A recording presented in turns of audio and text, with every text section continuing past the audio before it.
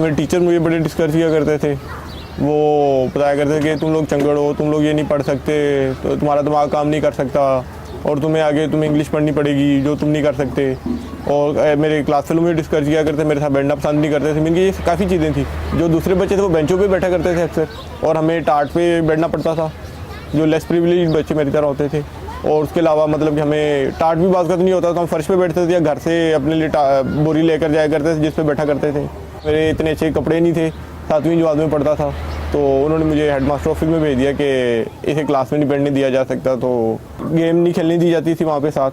हमें कैंटीन में वो बैठ के खाना भी नहीं उनके साथ इतना बैठ के खा सकते थे। हम एक कोने में इनके, हम उस क्राउड का उस गैदरिंग का हम पार्ट नहीं होते थे। This and other slum areas have been home to Sabir Arif since he moved to Lahore 20 years ago with his family of nomads from Dipalpur. He belongs to a caste of converts from the Hindu Dalits. Despite now attaining higher education in finance and cost management, Sabir continues to face discrimination. अगर कोई मुझे डिग down करने की कोशिश करता है तो मैं उसे बताता हूँ कि डिटेल से मुझे पूछता तुम, तो तब मैं उसे अपनी बात बताता हूँ, अदरवाइज़ मैं उसे नहीं बताता, क्योंकि मुझे फील होता है कि इस तरह फिर वो लोग इनके मुझसे डिफरेंट वे में बिहेव करना शुरू कर देते हैं। होता है अभी भी होता है। कैसे? मसलन देखेंगे, अभी मैं जहाँ मैं पहले इंस्टीट्यूशन जा रहा था तो वहाँ पे कुछ मेरे दोस्त थे, उन्हें जब मेरे बैकग्राउंड का पता चला तो वो मेरे दोस्त ही नहीं रहे, मतलब कि उन्होंने इनका बिहेवियर ही मुझसे बदल गया। Sabir teaches students tuitions and has lost jobs due to the stigma of his caste. While in school, Sabir collected garbage, sold newspapers and sat near stores on street corners at night to study and was told he would never be accepted. We can also do it through a quadratic formula which is equal to minus b plus b square minus 4ac over 2a.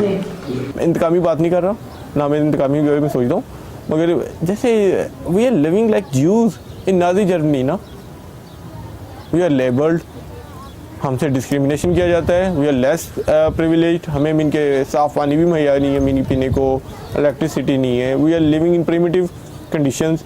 आज दे paper कितने solve किए सन तू? 12 से तो मैं सारे कितने? आधे सन? हाँ सारे। क्या चैप्टर जो है सन?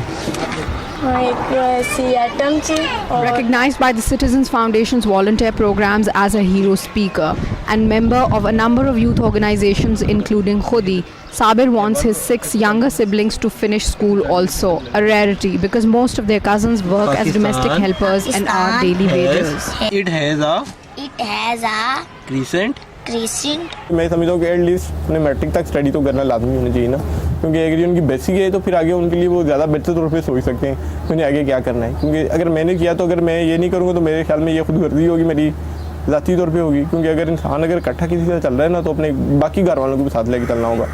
Sabir Arif's love for literature keeps him going.